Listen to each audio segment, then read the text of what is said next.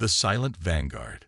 The hegemony had ruled the stars for 17,000 years, 17 millennia of uncontested dominance, with technology so advanced that new species entering the galactic stage viewed them not as mere aliens but as gods. Their warships were elegant leviathans that moved between stars like sharks through shallow water. Their weapons could sterilize worlds. Their energy shields could withstand supernovas. Humanity was nothing to them, just another primitive species stumbling into the cosmos, barely able to traverse their own solar system. The hegemony had catalogued Earth as they had countless other worlds, a curiosity, perhaps, but hardly a concern. They established an embassy on Luna, not out of respect, but as one might set up an observation post to study insects. Dr. Maya Chen had never accepted this arrangement. "They're laughing at us again," she said, her voice flat as she stared at the holographic display. The message from the hegemony embassy was blunt.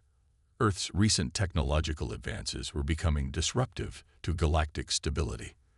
They demanded access to inspect human research facilities. Admiral Okonkwo folded his arms across his chest. "Let them laugh. Better they underestimate us." Maya's laboratory, buried 2 kilometers beneath the Pacific Ocean floor, was the most secure facility humanity had ever constructed. The irony wasn't lost on her. The hegemony had helped build it, providing primitive containment technologies they believed would help humans advance to a respectable level of development over the next few centuries. They had no idea what lurked inside. "Project Nightshade isn't ready," Maya said, turning to the sealed chamber beyond the reinforced transplas window. Inside, suspended in a gravimetric cradle, hovered what appeared to be a small vessel no larger than a standard shuttle. Its hull was midnight black, absorbing light rather than reflecting it, creating the unsettling impression of a ship-shaped hole in reality. "Ready or not, the hegemony inspection team arrives in 3 days," said Okonkwo. "The Security Council is meeting in 1 hour to decide whether to show them Nightshade or hide it." Maya's hands tightened into fists. "They'll take it from us if they see it." "Perhaps," Okonkwo conceded. "Or perhaps they'll finally take us seriously." The Security Council meeting was held in a virtual space, with leaders from Earth's unified government appearing as holographic avatars around a circular table. Maya stood in the center, with a miniature projection of Nightshade hovering before her. "This isn't just a ship," she explained. "It's a complete reimagining of how matter interacts with space-time. The hegemony builds incredible machines, but they're still machines. They still obey conventional physics. Nightshade doesn't." President Nkosi leaned forward, her expression grave. "Explain it to us again, Doctor." "In simple terms." Maya took a deep breath. "The hegemony believes we've simply been refining their discarded technologies. They're wrong. 20 years ago, we discovered something in the quantum substrate, patterns that suggested the universe isn't just written in mathematics, but in something deeper, something almost like code." She gestured, and the model of Nightshade expanded, revealing its internal structure. Not mechanical components, but crystalline lattices that seemed to fold in impossible ways. "We've learned to speak to space-time directly. Nightshade doesn't push against reality. It persuades reality to accommodate it. It doesn't need propulsion because it convinces space that it should be somewhere else. It doesn't need shields because it tells incoming energy to exist a few microseconds in the past or future." Silence fell across the virtual chamber. Finally, Defense Secretary Zhou spoke up. "And you're certain it works? This isn't theoretical?" Maya nodded. "We've run 17 tests in deep space, beyond the hegemony sensor network. Nightshade can cross the solar system in seconds. It can become completely undetectable. And yes, though we haven't tested them against actual targets, its offensive capabilities are substantial." President Nkosi's hologram stood. "Then the question before this council is clear. Do we reveal Nightshade to the hegemony, knowing they may attempt to seize it? Or do we hide our greatest achievement and continue to be treated as a primitive species?" The debate raged for hours. Some argued for caution. Humanity was still confined largely to their solar system, while the hegemony controlled thousands of worlds. Others insisted that nothing would change if humans didn't force the issue. In the end, President Nkosi made the decision herself. We will show them Nightshade, but not its full capabilities. Let them think it's merely an impressive step forward, not the revolution it truly is. Dr. Chen, you will oversee a demonstration, something that will earn their respect without revealing our true advantage. 2 days later, Maya stood in the control center as Nightshade underwent its final pre-demonstration checks. The ship's quantum processors, if something that operated beyond conventional computation could be called a processor, were synchronized with her neural implants. Nightshade wasn't just a vessel, it was an extension of her consciousness. Final diagnostic complete, announced her assistant, Dr. Karim. All systems are functioning within expected parameters. Maya nodded. Begin the test sequence. Outside the facility, in a specially constructed underwater testing chamber, Nightshade activated. There was no dramatic ignition, no surge of engines. One moment the ship was dormant. The next, it was awake, a subtle distortion surrounding its hull, as though reality itself was bending slightly. Initiating phase shift, Maya said, her eyes unfocused as she communicated directly with the ship. Nightshade flickered, then vanished completely from all sensor readings. 10 seconds later, it reappeared on the opposite side of the chamber. Temporal displacement test, Maya continued. A series of high-powered laser pulses fired automatically at the vessel. Instead of impacting the hull or being deflected by shields, the beams simply ceased to exist a few centimeters from the ship's surface, as if they'd never been fired at all. Incredible, whispered Dr. Karim.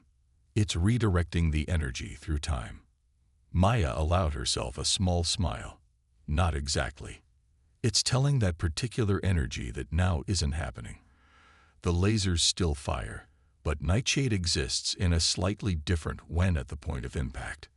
The test continued for another hour, with each demonstration more impressive than the last. Nightshade could alter its mass, becoming so heavy that not even the facility's strongest tractor beams could move it, then so light that it could rest on the surface of water without breaking surface tension. It could absorb energy of any type and store it for later use. It could generate fields that altered the fundamental forces within a localized area. When the test concluded, Admiral Okonkwo's face appeared on the main display. Impressive work, Dr. Chen. The Hegemony delegation has docked at Luna Station. They'll transfer to Earth within the hour. Are you ready to give them the show we discussed? Maya's expression hardened. Yes, sir. Just the capabilities we agreed upon, nothing that reveals what Nightshade truly is. Good. Remember, we need them to be impressed, but not threatened. Earth's future may depend on striking that perfect balance. After Okonkwo's image faded, Maya turned to her team. Prepare Nightshade for transport to the demonstration facility, and triple-check the lockouts on the restricted systems. The Hegemony can't be allowed to access anything beyond what we're authorized to show them.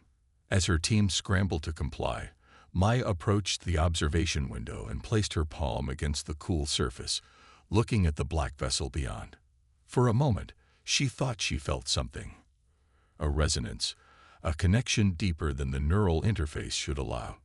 We're counting on you, she whispered, though whether she was speaking to the ship or to herself, she couldn't say.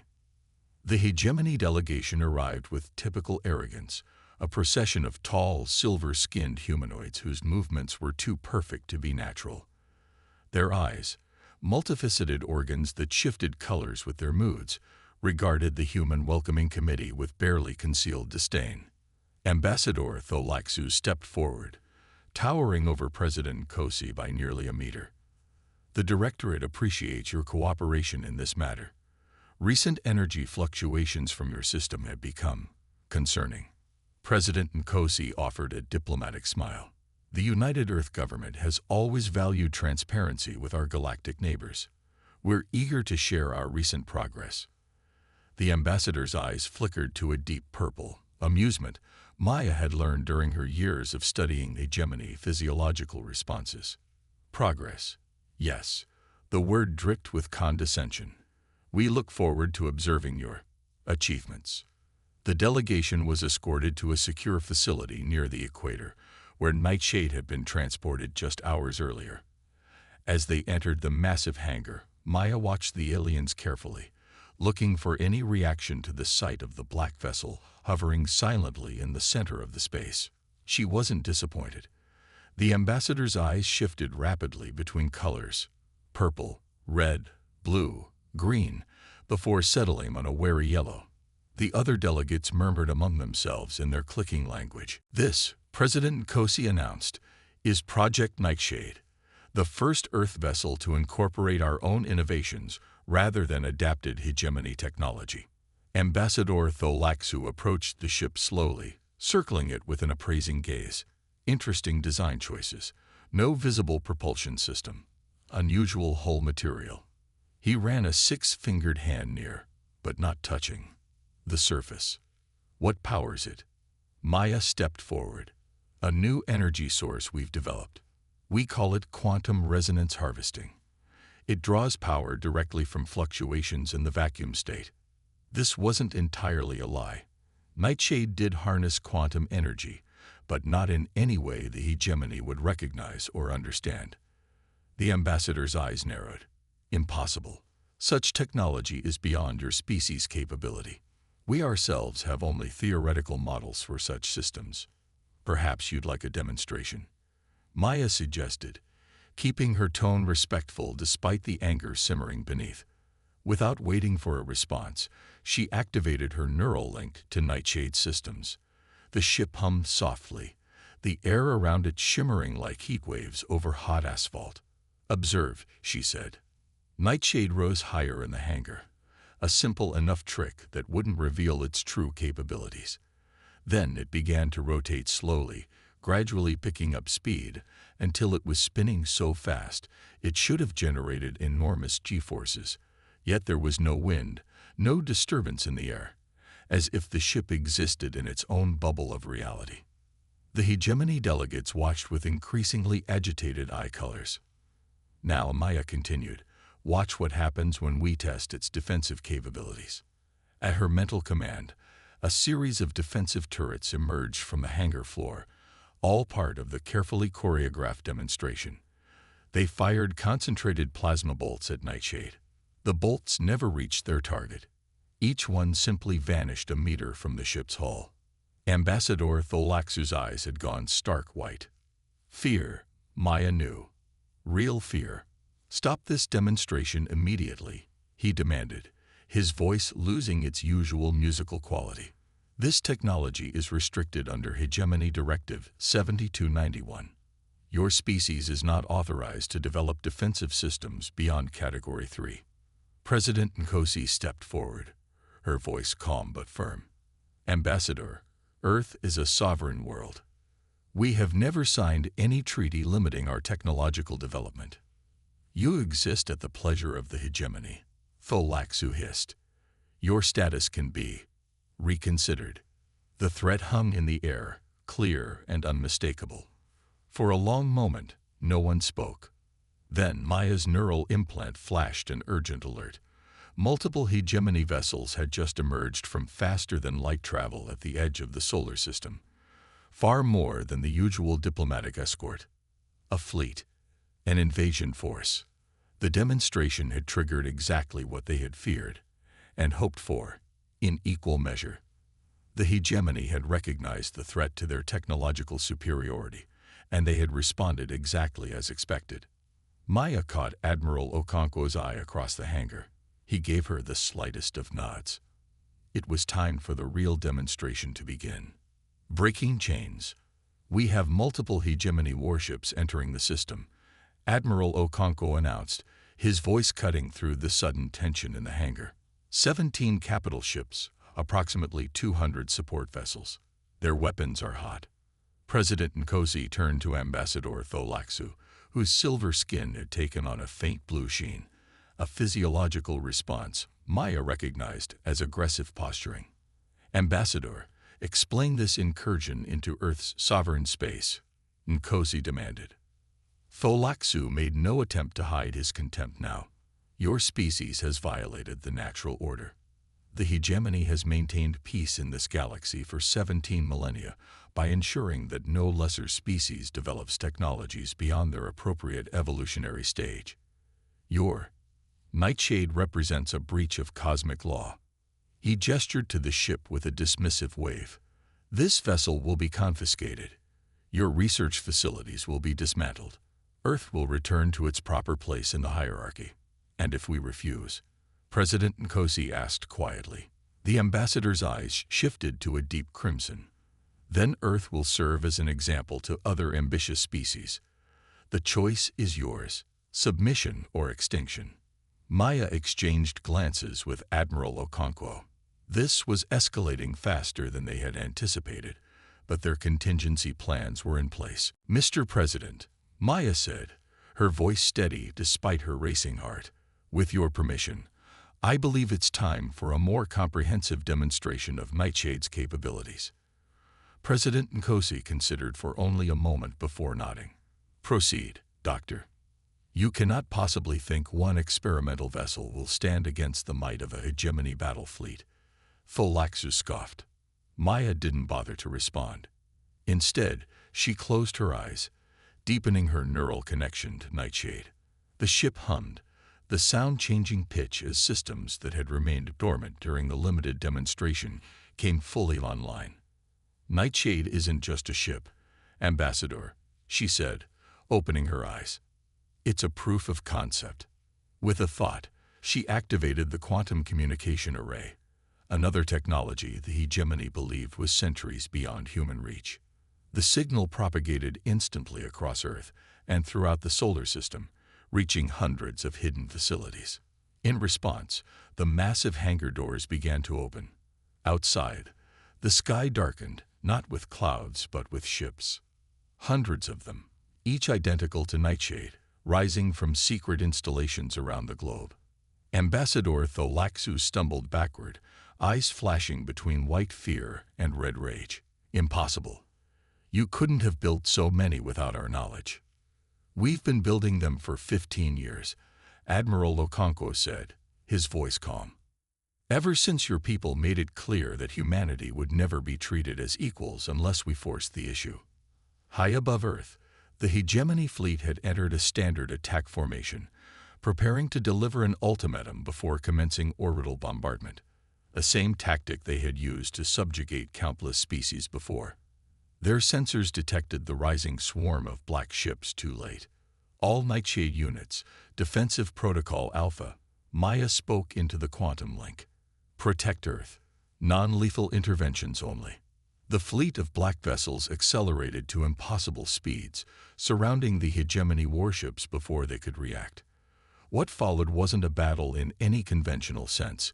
It was a demonstration of technological superiority, so absolute that it bordered on the supernatural. Hegemony weapons fired, but their energy beams curved harmlessly away from Earth, redirected by subtle manipulations of space-time. Their engines suddenly found themselves working at minimal efficiency, as if the laws of physics had been locally rewritten. Communication systems failed as signals were caught in temporal loops, delivering messages that had already become outdated seconds after being sent. In the command center hastily established in the demonstration hangar, Maya monitored the engagement through her neural link. President Nkosi and the other officials watched in awe as tactical displays showed the hegemony fleet, the most feared military force in known space, rendered effectively helpless without a single shot fired. What are they doing?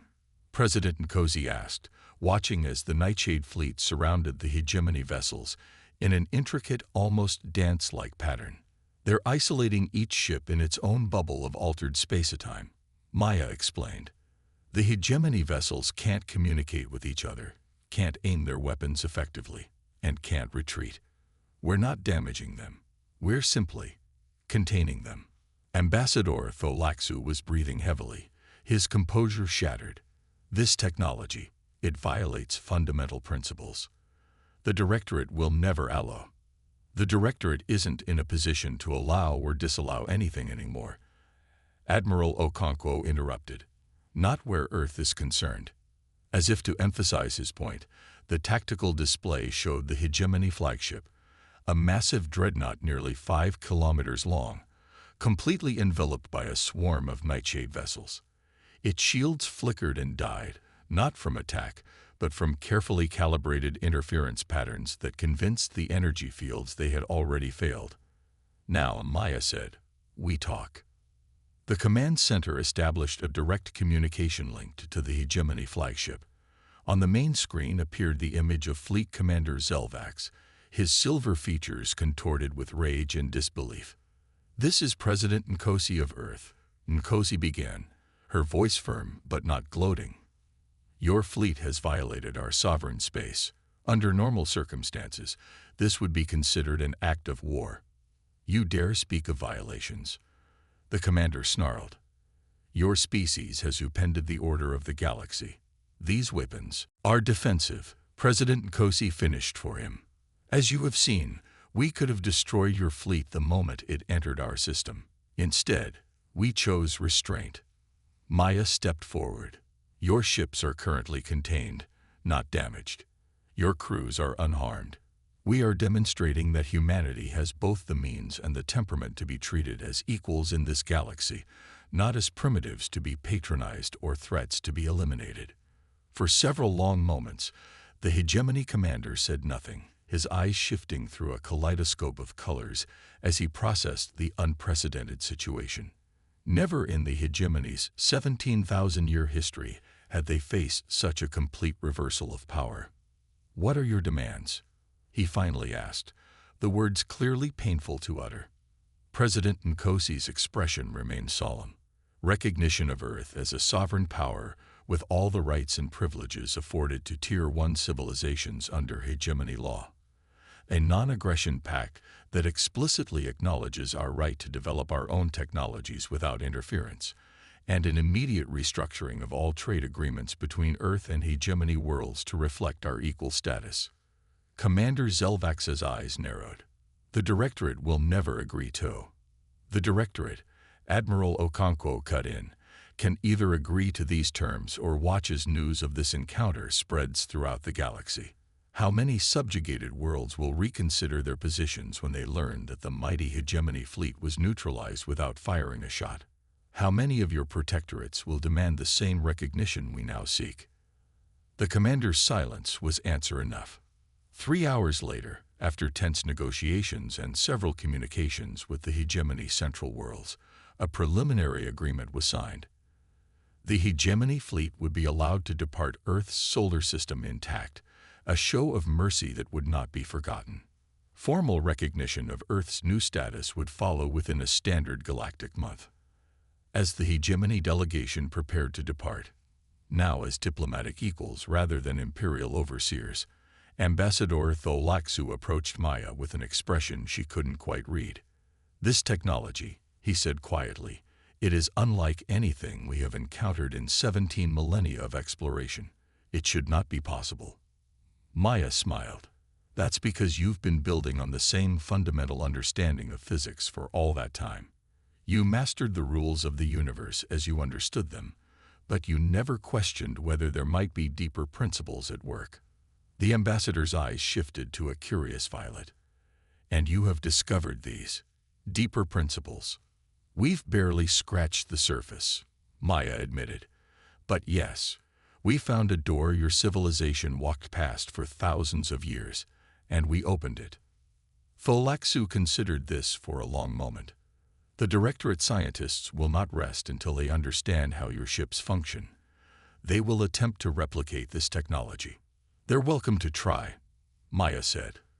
"But I don't think they'll succeed, not unless they're willing to completely reimagine their approach to science itself. And after 17,000 years of unquestioned dominance, that kind of intellectual flexibility seems unlikely."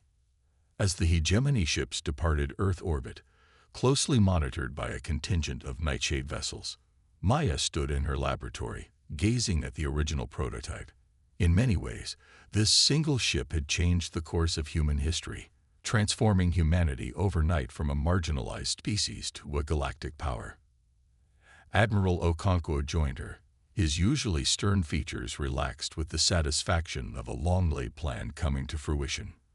"The Security Council is already discussing next steps," he said. "Now that the hegemony threat has been neutralized, there are voices calling for us to establish a more significant presence beyond our solar system." Maya nodded. "It's inevitable. Humanity won't stay confined to Earth now that we've proven ourselves. But we need to be careful. Nightshade technology is powerful, but it's also dangerous. If we become as arrogant as the hegemony, we risk making the same mistakes, which is why the Council has unanimously voted to place you in charge of the new Interstellar Relations Commission," Okonkwo revealed. "No one understands the implications of this technology better than you do. No one is better positioned to ensure it's used responsibly." Maya looked at him in surprise. "I'm a scientist, not a diplomat." "You're both now," he said with a rare smile. "The galaxy is changing, Doctor. We need people who understand both what we can do and what we should do." As if in response to their conversation, the original Nightshade prototype hummed softly, the quantum resonance patterns shifting in ways that Maya's instruments could barely detect. She had never revealed to anyone, not even Admiral Okonkwo, her growing suspicion that the technology they had discovered was more than just a new scientific principle. There were patterns in the quantum substrate that suggested intelligence, or at least purpose, as if the universe itself had intentionally left breadcrumbs for species clever enough and open-minded enough to find them. The hegemony, for all their advancement, had been too set in their understanding of reality to notice these patterns. Humanity, still questioning and adaptable, had seen what the supposed masters of the galaxy had missed. "We have representatives from 7 non-hegemony worlds requesting meetings," Okonkwo continued. "Species that have lived under hegemony dominance for millennia are suddenly very interested in establishing relations with Earth and the hegemony, complying with the agreement so far. Their central worlds are in turmoil, political factions arguing over how to respond to the new reality. Some are calling for a full-scale war against Earth, others for accommodation and alliance. For now, the moderates seem to be winning." Maya nodded, her mind already racing with possibilities. The universe had just become much larger, much more complex, and much more interesting. For thousands of years, the galaxy had existed in a stagnant equilibrium under hegemony rule. Now that equilibrium had been shattered, and no one, not even Maya herself, could predict what would emerge from the chaos. "What are you thinking?" Okonkwo asked, noting her distant expression. Maya smiled. "I'm thinking that Nightshade was just the beginning. There are more doors to open, more principles to discover. The universe is stranger and more wonderful than even the hegemony with their 17,000 years of exploration have realized." She placed her hand on the smooth black surface of the prototype, feeling the subtle vibration of quantum systems operating beyond conventional understanding. "And humanity," she continued, "with all our flaws and our strengths, our caution and our curiosity, might be uniquely positioned to find those doors and see what lies beyond them." The news of Earth's sudden ascension spread across the galaxy at the speed of the fastest communication relays. On thousands of worlds, beings who had lived their entire lives under the shadow of hegemony superiority looked to the sky with new eyes. If humans, dismissed for so long as primitive newcomers, could challenge the established order, what might be possible for others? In the vast tapestry of galactic civilization, a new thread had been woven, bright, unpredictable, and changing the pattern of everything it touched. Humanity had not just earned its place among the stars. It had rewritten the rules of what was possible. And somewhere in the quantum substrate that underlaid reality itself, patterns shifted and evolved, as if in response to a species that had finally begun to understand the true language of the universe. The prototype that everyone had dismissed had destroyed not just an empire's fleet, but an empire's certainty. And in doing so, it had opened the door to a future limited only by imagination itself.